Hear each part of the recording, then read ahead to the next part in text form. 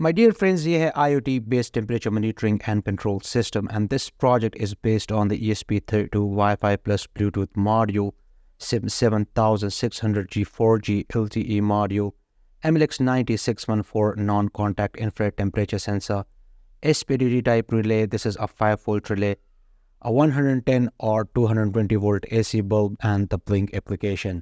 जैसे कि आप देख सकते हैं हमारा हार्डवेयर सेटअप ऑलरेडी कंप्लीट है, so let's quickly go through all the connections. So my dear friends, जैसे कि आपको पता है ये है MLX9614 non contact infrared temperature sensor. आप लोगों ने सिंपली इसके VCC और ग्राउंड वायर्स को ESP32 wifi plus Bluetooth module के 3.3 वोल्ट और ग्राउंड के साथ कनेक्ट करने हैं, और आप लोगों ने MLX9614 non contact infrared temperature sensor के जो SCL और SDA पिन्स हैं, ये आप लोगों ने ESP32 wifi plus Bluetooth module के GPIO पिन्स 21 और 22 के साथ कनेक्ट करने हैं। और गाइज ये है स्पिरिट टाइप रिले, ये 5 वोल्ट की रिले है और आप लोगों ने इसको कनेक्ट करना है GPIO 13 पिन के साथ। ये है SIM 7600G 4G LTE module. आप लोगों ने इसके VCC और ग्राउंड पिन्स को इस 5 वोल्ट और 3 एम्स के पावर सप्लाई के 5 वोल्ट और ग्राउंड के साथ कनेक्ट करने हैं। I am using this 5 volt and 3 amps power supply to power up this relay and ESP32 Wi-Fi plus Bluetooth module and also this GSM module।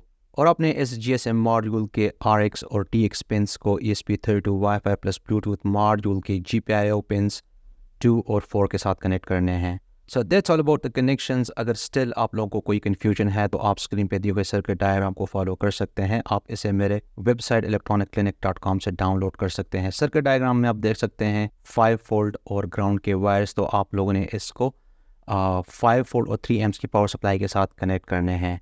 So now let's go ahead and start with our Blynk web dashboard setup. Blynk account में login करने के बाद आप लोगों ने simply new template पे click करना है। आप लोगों ने टेम्पलेट का नेम लिखना है। While ESP32 is selected as the hardware type, select the connection type as GSM। इसके बाद बाकी जितने भी स्टेप्स हैं वो एग्जैक्टली सेम है जैसा कि मैंने अपने प्रीवियस ट्यूटोरियल्स में एक्सप्लेन किया है। इस बार हमने वाईफाई की जगह पे जस्ट GSM को सेलेक्ट किया है एज द कनेक्शन टाइप। अगर फिर भी आप कोई इशू फेस करते हैं तो आप मेरी ESP32 और Blink V2.0 पे गेटिंग स्टार्टेड वीडियो देख सकते हैं, जो कि इस चैनल पे भी अवेलेबल है और मेरे दूसरे चैनल इलेक्ट्रॉनिक क्लिनिक पे भी अवेलेबल है।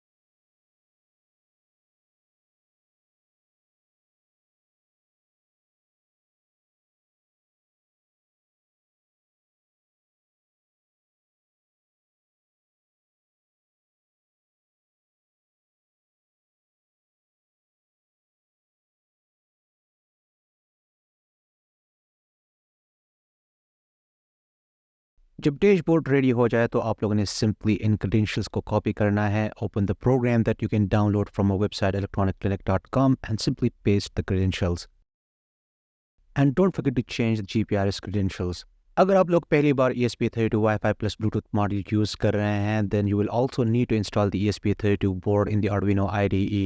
For this, you can watch my getting started video on the ESP32 Wi-Fi plus Bluetooth module। Next आप लोगों को एंटायर ब्लिंक लाइब्रेरी पैकेज भी इंस्टॉल करना होगा। For this you can go to the sketch menu, then to include library and click on the manage libraries. Type link in the search box. तो जैसे कि आप देख सकते हैं मैंने इस लाइब्रेरी को ऑलरेडी इंस्टॉल किया हुआ है and it works with over 400 ports. Finally you can upload the programme.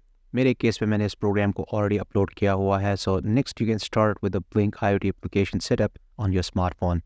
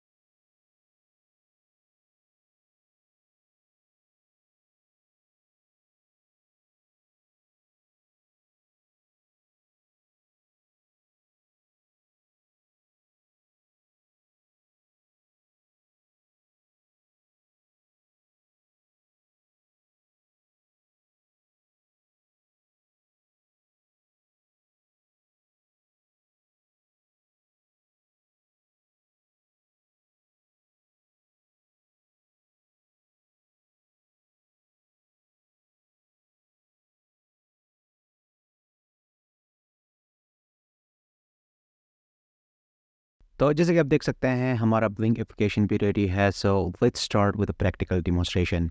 I have powered up this project using a 12 volt adopter, और जैसे कि आप क्लियरली देख सकते हैं ये भी नेटवर्क के साथ कनेक्टेड है। गाइस, अब आप लोगों को टेंशन लेने की कोई भी ज़रूरत नहीं है। आप लोगों को पता है SIM 800L GSM GPS module जो है सिर्फ और सिर्फ 2G नेटवर्क के साथ काम करता है। सेम इस तरह से जो सिम 900A मॉड्यूल है वो भी इस तरह से 2G नेटवर्क्स के साथ काम करता है। लेकिन ये जो SIM 7600G 4G LTE module है ये 4G नेटवर्क्स के साथ भी फुली कंपैटिबल है, और इसके साथ साथ ये 3G और 2G नेटवर्क्स के साथ भी फुली कंपैटिबल है। मेरे एरिया में 4G नेटवर्क जो है फुली फंक्शनल है, तो मैं जैसे ही इस प्रोजेक्ट को पावर अप करता हूँ ये एकदम से नेटवर्क के साथ कनेक्ट हो जाता है। सो एनीवे आप देख सकते हैं ये नेटवर्क के साथ कनेक्टेड है। डेमोन्स्ट्रेशन पर्पसेस के लिए मैंने ये 220 वोल्ट का बल्ब कनेक्ट किया है, लेकिन इसकी जगह पे आप कोई भी AC या DC लोड कनेक्ट कर सकते हैं। In my case I think about this 220 volt bulb as a machine, जिसका मैं फॉर एग्जांपल टेम्परेचर मॉनिटर कर रहा हूँ। तो जब टेम्परेचर एक खास वैल्यू को क्रॉस करेगा तो I want this machine to turn off, या फिर अगर मैं उस लोड को खुद डिस्कनेक्ट करना चाहता हूँ तो फिर मैं ब्लिंक एप्लीकेशन पे बटन को यूज़ करके उस मशीन को या लोड को ऑन या ऑफ कर सकता हूँ। Anyways, safety comes first. जब 220 वोल्ट कनेक्टेड हो तो आप लोगों ने बिल्कुल भी रिले के कॉन्टैक्ट्स को टच नहीं करना। ना आप लोगों ने PCB के टॉप साइड को टच करना है, ना आप लोगों ने PCB के बॉटम साइड को टच करना है, क्योंकि ये एक्सट्रीमली डेंजरस हो सकता है।